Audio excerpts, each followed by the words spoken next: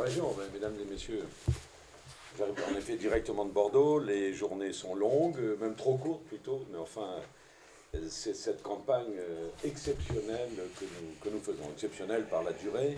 Vous le savez, nous sommes dans la plus grande région de France en superficie.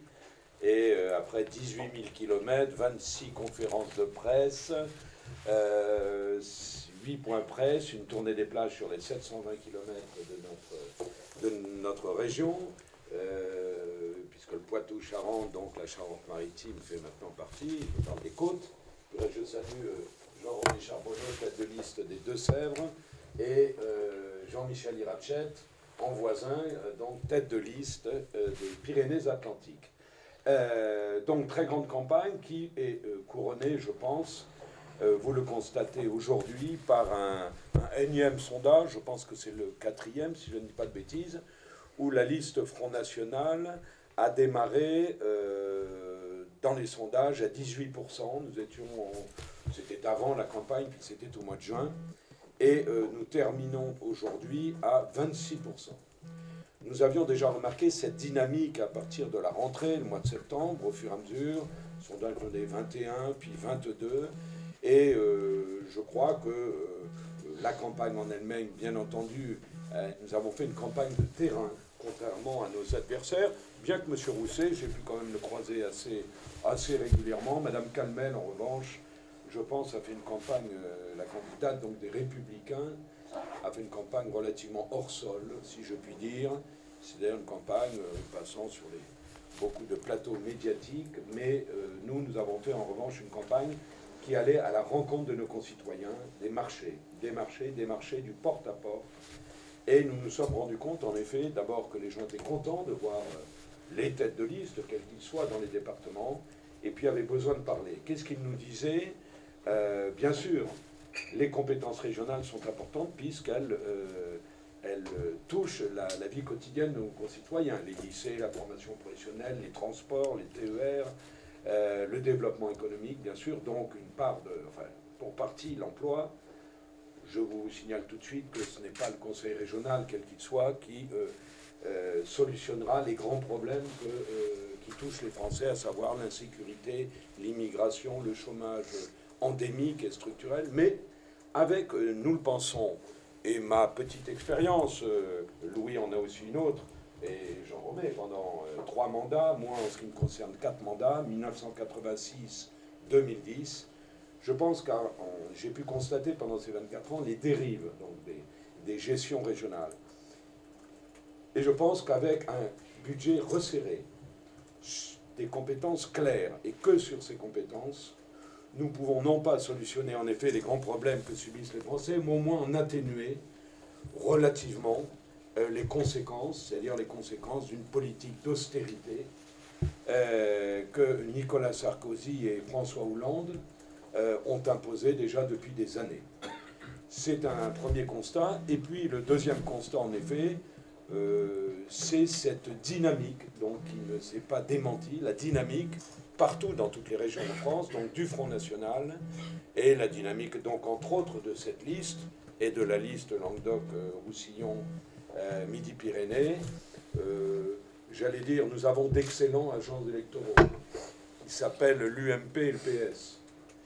Il n'est qu'à voir aujourd'hui, sur la Gironde, nos élus départementaux ont été les seuls à voter contre l'exécutif donc, du département de la Gironde qui vient d'attribuer une subvention de 16 000 euros pour mettre en place des cours de langue française pour les migrants. Alors si je vous dis cela, c'est pour dire que le gouffre, le décalage total de la classe politique avec le peuple, avec les Français, évidemment, se creuse. Et il est évident qu'avec nous, à la direction d'une région, pas un euro n'ira sur l'installation et des migrants.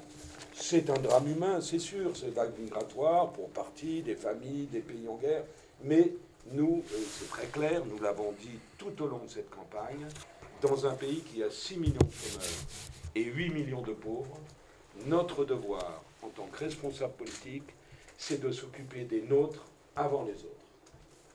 Contrairement à ce que dit Alain Juppé, bon, enfin, qui dit beaucoup de choses, tout est l'inverse en général. Nous n'avons pas à nous préoccuper, j'allais dire, à prendre en compte une partie de la misère du monde, mais d'abord de la misère des Français. J'ai cité 8 millions de pauvres, ces chiffres n'ont pas du Front National, ce sont des chiffres officiels, et j'en prenais pour exemple 3 personnes que nous en avons fait la connaissance, qui depuis 9 mois dans le Médoc couchent dans leur voiture, dont un qui travaille quelques heures un peu à la grande surface du coin. Que va-t-on leur dire à ces gens-là? Ben oui, vous avez remarqué, il y a quelques mois, il n'y avait pas de logements sociaux. Il fallait en construire 220 000, 175 000, pas les chiffres. Et tout d'un coup, on trouve des logements. Qu'est-ce qu'on va dire à ces 3 personnes françaises? Ben écoutez, non, il faut attendre. Restez dans votre voiture, couchez dans votre voiture. Et ils voient pendant ce temps, c'est à l'Espar, en Médoc, eh bien, ils voient pendant ce temps, en effet, des allocations qui tombent. Sachez que ce n'est pas une indiscrétion, vous pourrez la faire vérifier. Pour la formation professionnelle, les directeurs des centres ont comme instruction de faire passer en priorité pour des formations et pour leur trouver bien sûr de l'emploi les jeunes migrants. Alors tout cela, si je vous dis cela, c'est pour vous montrer que tout cela passe mal et que notre programme, et j'en termine là-dessus, notre programme régional est un programme, je crois, de bon sens. C'est un programme avec des solutions concrètes quand nous parlons de l'approvisionnement, des circuits courts pour les cantines des lycées, des CFA, quand nous parlons de mesures de sécurité que j'avais déjà présentées au Conseil régional d'Aquitaine en 1998, je crois, parce que tous les lycées, les 200 et quelques lycées de maintenant notre région ne sont pas tous, ne subissent pas une insécurité chronique, mais il y en a un certain nombre. Et déjà, nous proposions qu'il y ait des portiques, qu'il y ait des caméras, et oui, c'est pas par plaisir, mais dans les lycées, et surtout aux abords des lycées, où, vous le savez, le trafic de drogue se fait régulièrement. Donc, pour la protection et la sécurité de nos jeunes, ce sont, au titre d'une compétence tout à fait régionale, d'assurer la sécurité, comme de demander, négocier ça avec l'État, si je puis dire, et peut-être la SNCF, mais tout l'État, la création d'une police régionale des transports.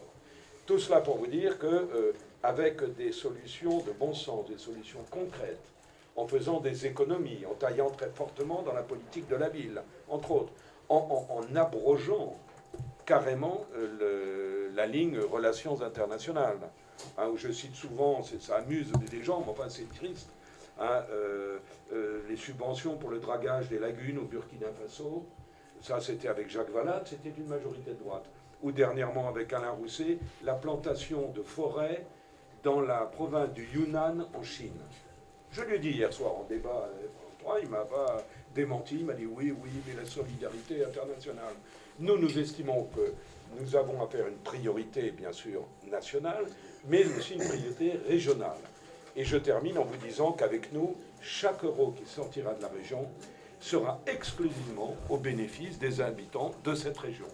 Ça nous paraît quand même évident et d'un bon sens élémentaire. Voilà, alors je pense qu'il nous reste encore quelques jours avant ce premier tour. Écoutez, ça grimpe. Hein.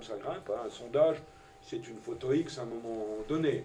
Mais ce qui est important, c'est de voir la courbe des sondages. Et on se rend compte, depuis le début de cette campagne, que cette courbe est ascensionnelle, elle ne se stabilise pas, elle ne descend pas, évidemment. Et je crois que c'est la leçon que nous pouvons tirer. J'ai toujours dit, moi, depuis 20 ans, nous les aurons à l'usure, démocratiquement. Mais je crois qu'ils s'usent eux-mêmes. Et aujourd'hui, ben, c'est peut-être dans l'esprit de nos compatriotes, faut dire, avec les événements qui se sont passés, c'est une grande prise de conscience générale. Et les gens considèrent maintenant sans doute eh bien, que c'est peut-être le tour du Front National et surtout que c'est le seul mouvement politique qui peut assurer leur sécurité. Voilà. Des questions? Oui, pardon. Vous avez annoncé là, dans le dernier sondage, vous êtes à 26 et oui. vous êtes à 27. Vous pensez être un peu surcoté ou vous pensez qu'ils vont pouvoir passer devant Rousset et être second? Non, écoutez, bon, je vous disais, la philosophie, le principe, c'est de voir la courbe. Or, cette courbe monte. J'allais dire, elle peut continuer à monter d'ici dimanche. Bien sûr. Hein, et j'étais au marché de Salles, au sud d'Arcachon. Louis le disait très bien, dans les marchés ruraux, on a un accueil, mais comme on n'a jamais eu. Je pense que les journalistes que vous êtes ont pu le constater, puisque j'étais souvent suivi, voilà, ben je dis venez, oui, restez une demi-heure, enfin voilà, pas de problème. C'est un accueil qu'on n'en a jamais eu. Et tu as tout à fait raison, pas mal de gens nous disent oui, moi j'ai voté socialiste. Je dis pourquoi vous avez voté socialiste? Et que souvent ils me répondent bah oui, ben, mes parents votaient socialiste, mes grands-parents votaient. Voilà. Mais je dis mais qu'est-ce qui vous a amené? Et là ils me disent souvent par internet, la télé aussi, mais internet, on a écouté Marine Le Pen, on a entendu ce que vous nous disiez. Voilà, alors je pense que nous sommes, oui, en lisière de pouvoir dépasser Alain Rousset, bien sûr. C'est combien ce soir, le 26? Et Rousset, combien? 26, il était à 27. C'est comme Voilà. si c'était les mêmes scores. Voilà, donc dans une région quand même, je rappelle, en effet, on faisait moins de 9%, et qui est quand même une terre de gauche. Je sais que chez toi, en Midi-Pyrénées, il y a aussi des départements extrêmement à gauche. Les gens nous disent, voilà, ben, on nous a trompés. Voilà, ils emploient des mots très simples. Hein. Je me suis fait avoir, surtout en parlant de Sarkozy, souvent. Voilà, ben, je me suis fait avoir, dire que j'ai voté Sarkozy. Vous savez, les gens ont besoin de parler. C'est une leçon que je tire un peu, le côté humain de la chose. Les gens parlent quelquefois pour s'en dépêtrer. Ça dure 10 minutes, un quart d'heure. Bon, il faut qu'on continue à tracter avant les gens, mais voilà. Et les gens, voilà, la parole se libère, ils vous le disent. Alors, avant les attentats, alors, moi, j'aurais aimé, hein, bien sûr, qu'ils nous parlent aussi des TER et des lycées, mais avant les attentats, la majorité me parlait quand même des vagues migratoires. Et le problème, c'est qu'ils ressentent, bien sûr, enfin c'est logique, une injustice. Et vous savez, l'injustice est un levier très fort. Une injustice quand on dit, ben voilà, on va leur trouver des logements, les allocations. À Limoges, 104 ans de communisme et de socialisme, hein, au grand marché de Limoges, Manasol, j'ai rencontré deux mères de famille, l'une d'un certain âge. Il me dit, ben ma fille est toujours à la maison, le mari l'avait quitté avec son petit-fils. Et elle me dit, ça fait 4 ans, j'ai été voir le maire de Limoges de l'époque, elle n'a toujours pas un logement social. Voilà, ce sont des choses très concrètes.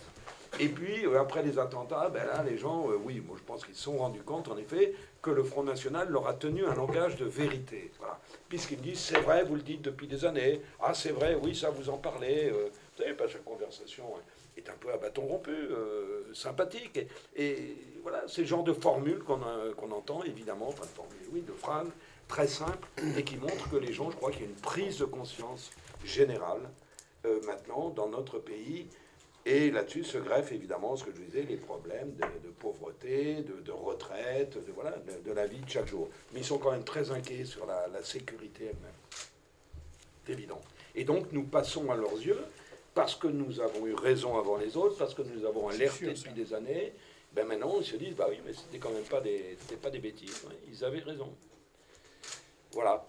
C'est, je crois, ces grands mouvements électoraux qui se font après devant des évidences comme ça qui arrivent.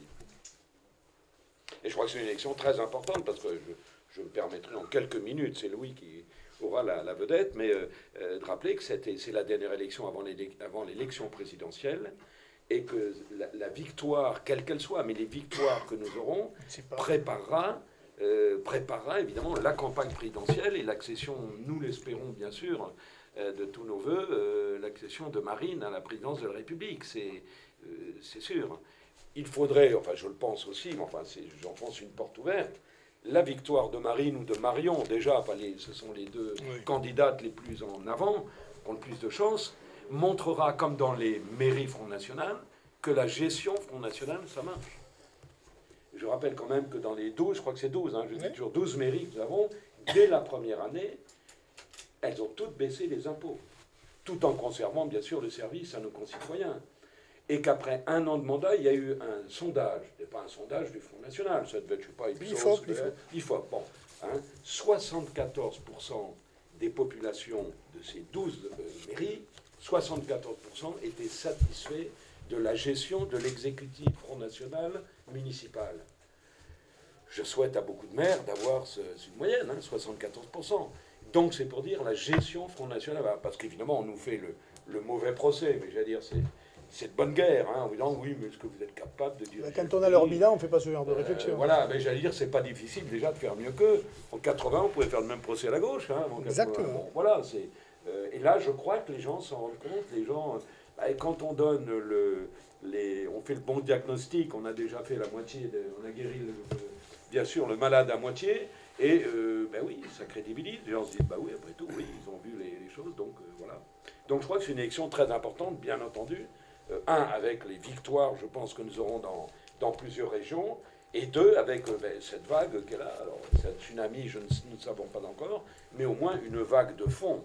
Hein, c'est une marée, voilà. Alors, est-elle de 110 ou de 80? Mais c'est une marée, puisque dans toutes les régions, les Français, maintenant, adhèrent de plus en plus au Front National. Et vous le savez, enfin, je pense que les observateurs politiques sont obligés de l'observer, mais le reconnaissent, ce n'est plus un vote de protestation ou de désespérance, comme on disait. C'est un vote d'adhésion à des propositions. Justement, sur les précédents scrutins locaux, Oui. on reprochait souvent de ne pas avoir de programme. Oui, c'est vrai.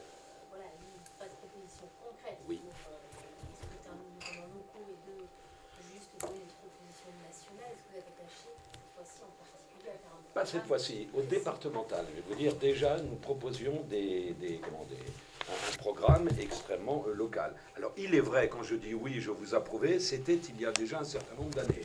Disons, il y a 10-15 ans, c'est vrai, on pouvait à juste titre... non, mais on pouvait à juste titre dire, bon, ben oui, c'était Jean-Marie Le Pen, puis après Marine Le Pen, la présidentielle, très politisée, mais pour les cantonales, les municipales, ben... vous n'avez pas des candidats partout, vous en avez peu, vous n'arrivez pas à monter des listes, c'est vrai.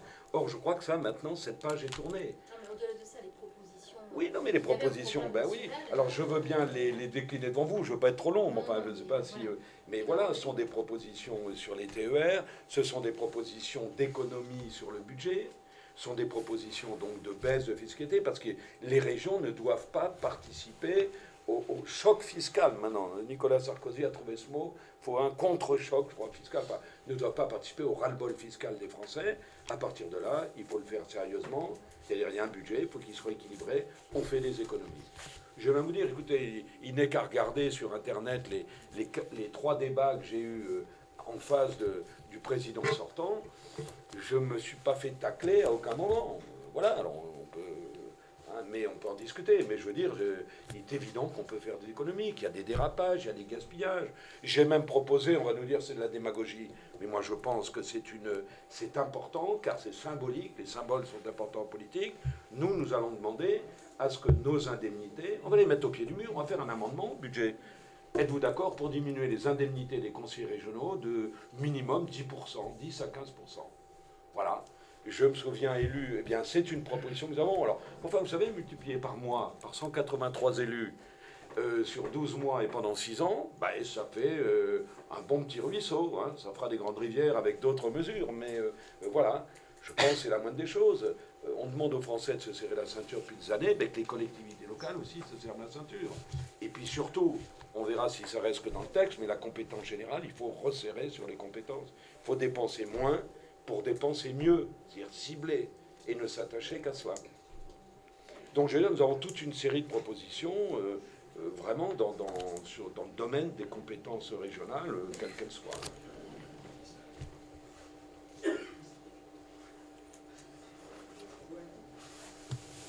Mais je pense que bon, le vote sera quand même, pour une grande partie, sera un vote de politique nationale, sera un vote de rejet du pouvoir. C'est sûr, voilà, alors on peut dire c'est bien ou pas bien, mais enfin, je crois que le fait est là. Voilà. Les gens vous disent on en a marre. Eh ben, ils parlent comme vous, comme moi, comme nous tous, très simplement, on en a marre, ça ne peut plus continuer. Voilà, quand vous entendez ça sur les marchés sans arrêt, c'est... Alors, je ne sais pas s'ils en ont marre, je ne pense pas que c'est de la formation professionnelle ou du TER particulièrement. Quand ils disent cela, ils en ont marre de voir évidemment la dégringolade dans tous les domaines de leur